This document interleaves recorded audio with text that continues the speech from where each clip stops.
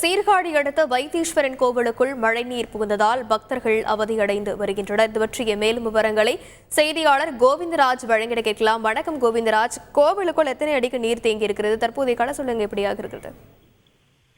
வணக்கம் மேடம். மயிலாடுதுறை மாவட்டம் சீர்காழியில கடந்த 3 நாட்களா விட்டு மழை பெய்த சூழ்நிலை. நேற்று இரவுல விடாத கனமழை பெய்தது. இதன் காரணமாக 22 சென்டிமீட்டர் அளவுக்கு மழை பெய்தனால சீர்காழி அடுத்த உலக புகழ்பெற்ற நவகிரகங்களில் செவ்வாய் ஸ்தலமான வைத்தீஸ்வரன் கோயிலில் தண்ணீர் புகுந்தது. இதனால் வெளிநாடு, வெளி மாநிலம் மற்றும் தமிழகத்திலிருந்து வரும் பக்தர்கள் மிகவும் அவதியடைந்துள்ளன.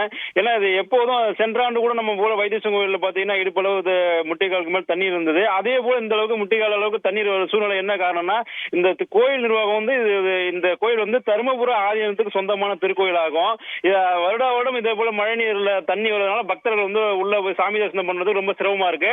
அவங்க பக்தர்கள் என்ன கோரிக்கை வைக்கிறாங்கன்னா, தருமபுரம் ஆதீனம் இந்த உடனடியாக தலையிட்டு கோயிலுக்கு தண்ணீர் உள்ள வராத அளவுக்கு வாய்க்கால் வடிகால்கள் அமைத்து இது நடவடிக்கை எடுத்தால் மட்டுமல்ல அடுத்த ஆண்டுகள் இதே போல நடைபெறாது பக்தர்களோட கோரிக்கையா உள்ளது. மேடம், விவரங்களுக்கு நன்றி கோவிந்தராஜ்.